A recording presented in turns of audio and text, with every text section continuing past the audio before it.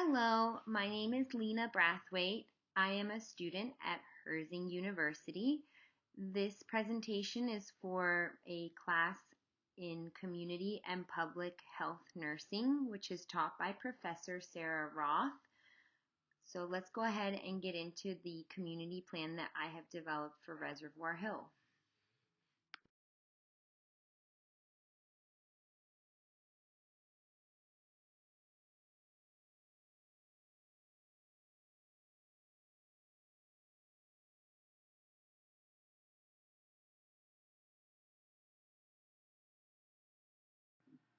We cannot live only for ourselves.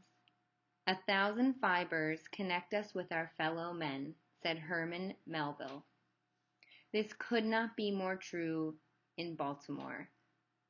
We are a big city that feels like a small town because the fibers of Baltimore City are made up of tight-knit communities and the neighbors that live in them.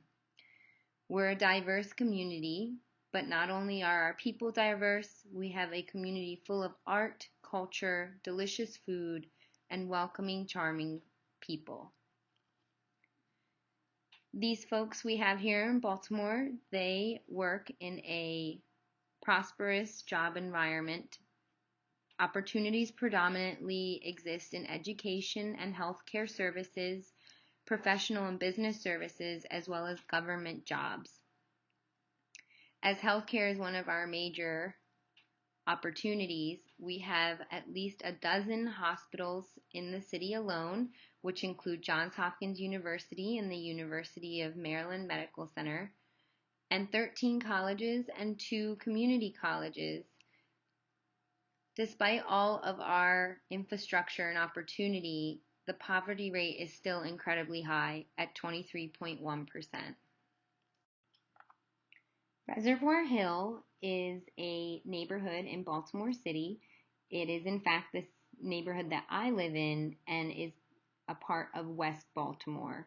It is the home for 6,219 residents. It is predominantly African American, in contrast to the United States as a whole, which is predominantly white.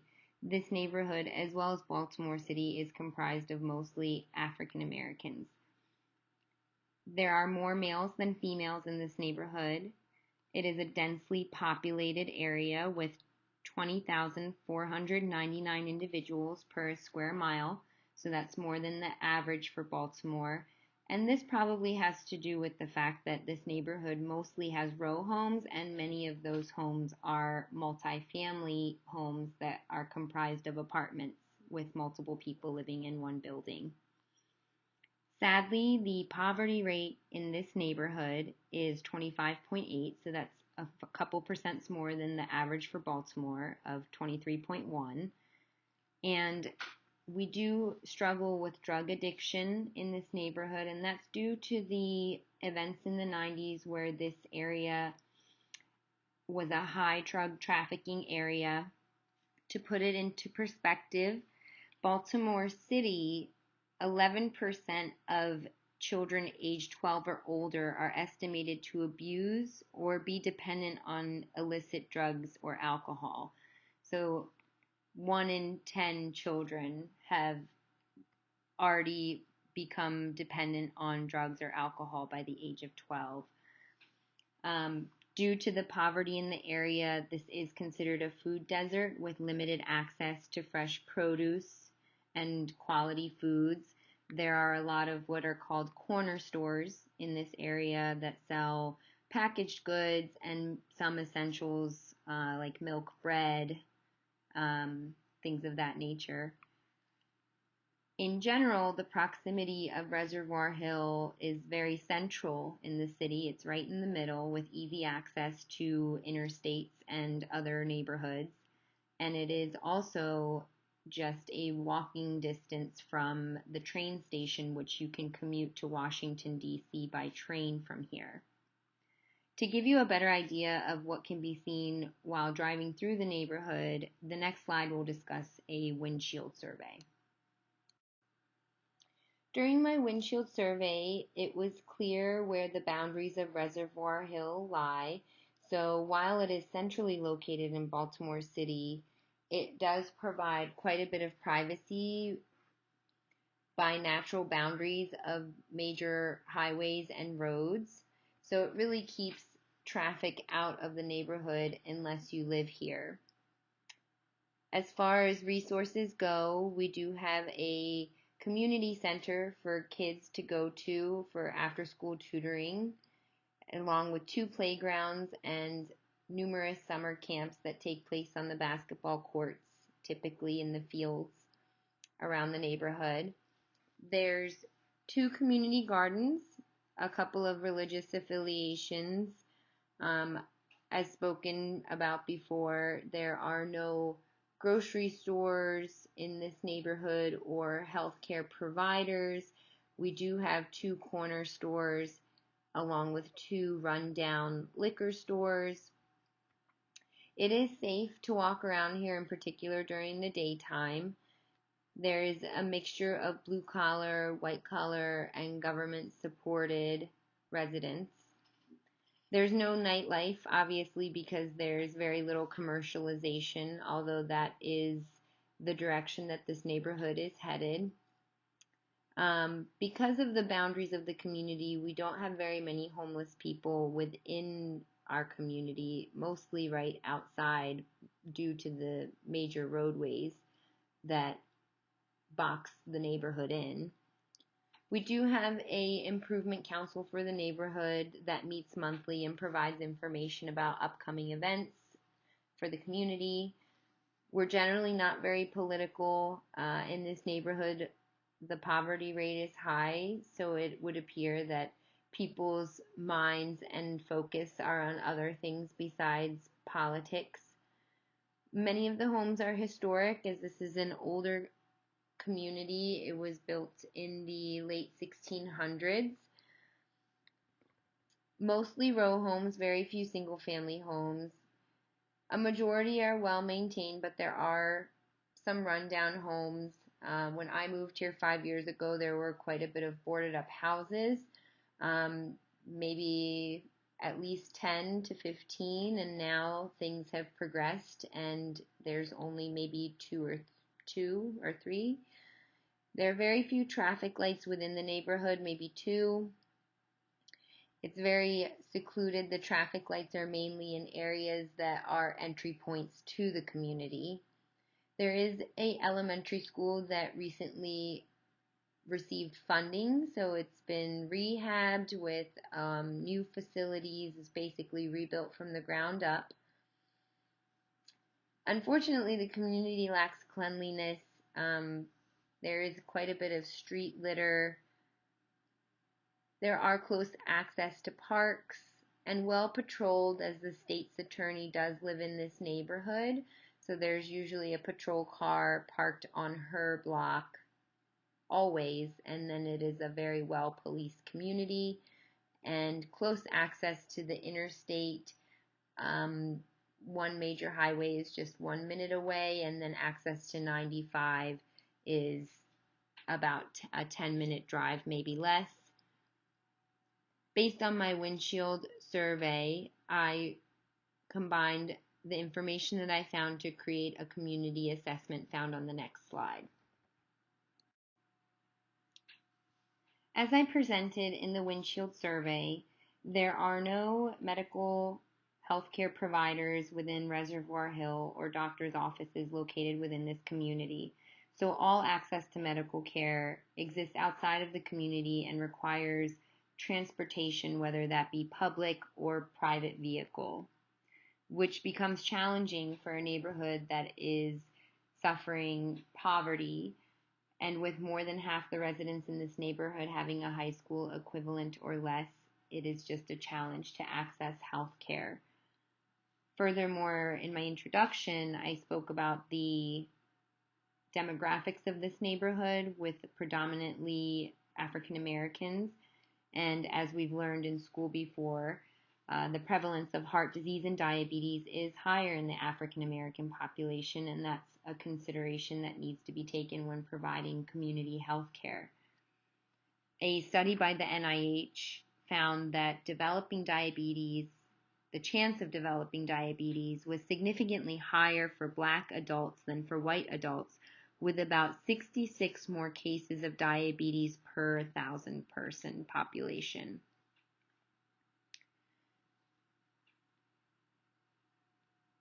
Additionally, Baltimore City's health report identified areas where improvement is needed, namely the diabetes mortality rate in Black women, the stroke mortality rate in Black men, and the colon cancer mortality in Black women.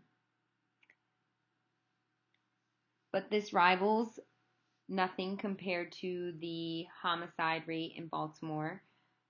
CBS News has named us the second most deadly city in the United States, with a murder rate that is reported as 58.27 per 100,000 people. This is nearly double that of Philadelphia and Chicago. In 2020, there were 335 reported homicides in Baltimore City. Sadly, most of these deaths are related to drug trafficking or gang violence that's associated with drug trafficking. To give you a better idea of how prevalent this is, the death rate related to opioids is almost double the murder rate, with 692 opioid-related deaths in Baltimore City in 2017. Since the opioid crisis is a much larger issue to tackle and really is a systemic problem, I decided for my community project to instead try and assist people with their medical care by helping with the local produce drive that is held at Beth Ann Synagogue, which I'll discuss shortly. Next, I'd like to get into how I learned of this food drive and the community partners involved with it. I learned of the produce drive through my neighbor, who I affectionately call Miss Margaret. She has lived in this neighborhood for decades and has seen it through all of its troubles, but also its victories. And she let me know that every Friday at 8 a.m., the Beth Ann Synagogue gives away 100 produce boxes. And so I contacted the synagogue and got connected to Evan Serpic, who is the chair of social action there, who welcomed my help in giving out produce boxes as a volunteer. So when I went to meet with him, I asked him lots of questions about how this food drive came to be. And he told me that he was contacted, or the synagogue was contacted by an organization called Thread, who was looking to secure sites in the city to hand out produce. So I dived a little deeper and come to find out that a fund called Food with a Focus Fund is responsible for securing these sites. Based on their website, they've partnered with over 15 religious and community organizations to distribute food in West Baltimore. As a part of this overarching organization, Thread, Baltimore Corps, and Wes and Don Moore are the founders, and they have secured federal and state funding to be able to purchase the food in bulk, so they're able to get more for their dollar and hand out produce to low-income neighborhoods to help with the food insecurity that exists in those neighborhoods.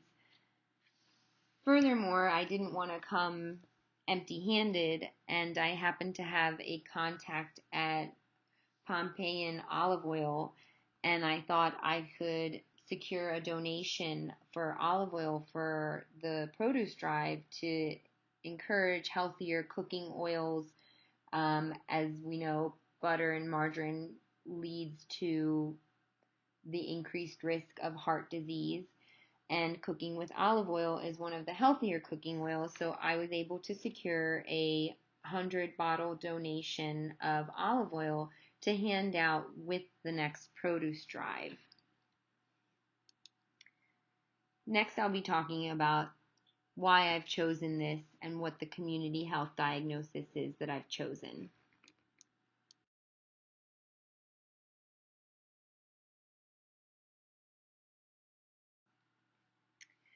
I was excited to be a participant in this drive so that I could interact with members of my community and get to know people, as well as start a partnership with the synagogue.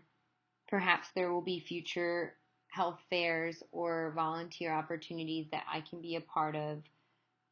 And so, in relation to what I observed in the windshield survey, I came up with the following community health diagnosis: risk of malnutrition amongst low-income residents of the Reservoir Hill community in Baltimore, Maryland, related to scarcity of fresh produce and lack of access to a fully functional grocery store.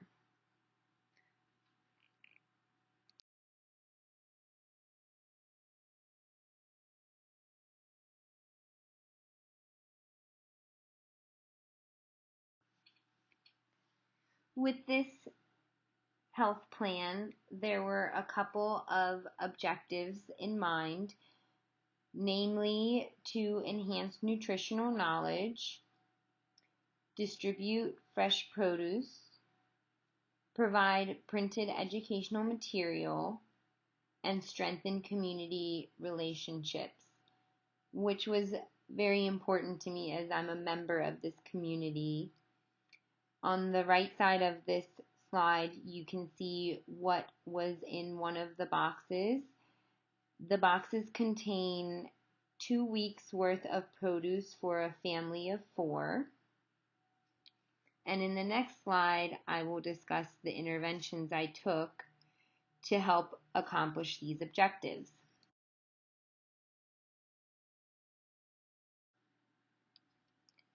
In order to accomplish the objectives that I spoke about on the previous slide, I implemented some interventions for my community plan.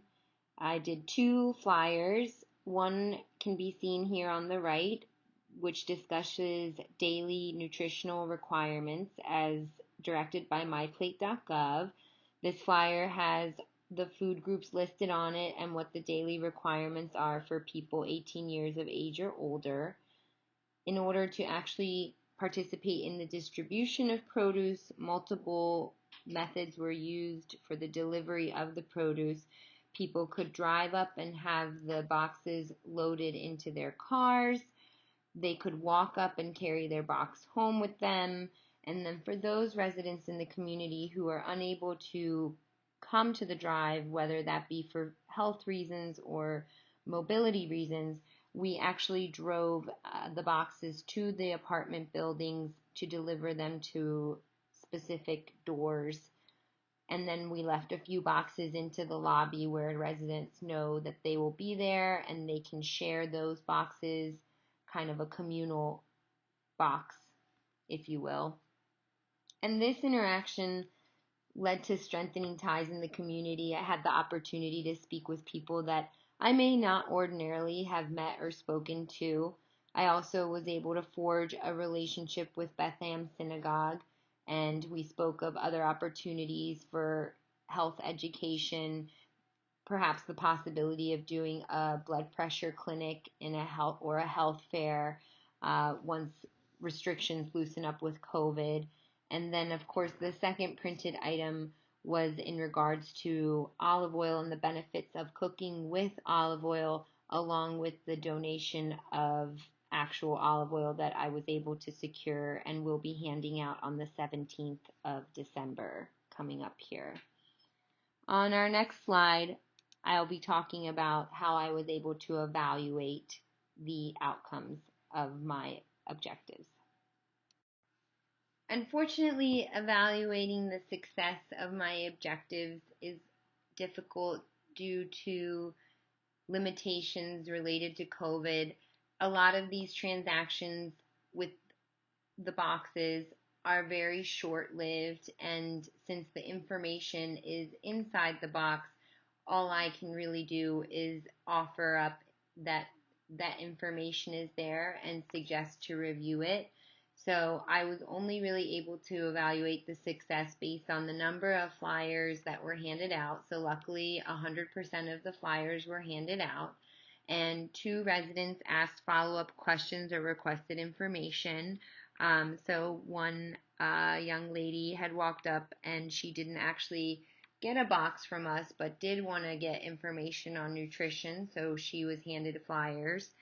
Um, I feel like I can follow up on the 17th and just kind of check the temperature to see if people ask any follow-up questions, or just see if they even saw the flyer in the box and offer up an additional one if they missed the information on it and they're interested in hearing about it. I also hope that giving the olive oil as a promotional additional item that doesn't usually come with the box will draw their attention to the healthcare information that I printed off to go with the olive oil. And you can join me on the next slide for my conclusions. I've lived in Baltimore for the majority of my life, and the economic inequalities have always been observable for me, but it was a whole another level of experience to be involved as a volunteer and to really do research to know just how prevalent the inequalities are. And what's even further is that the COVID-19 outbreak has put a spotlight on the inequalities and the fragile social safety net that leaves vulnerable communities to bear the brunt of this crisis.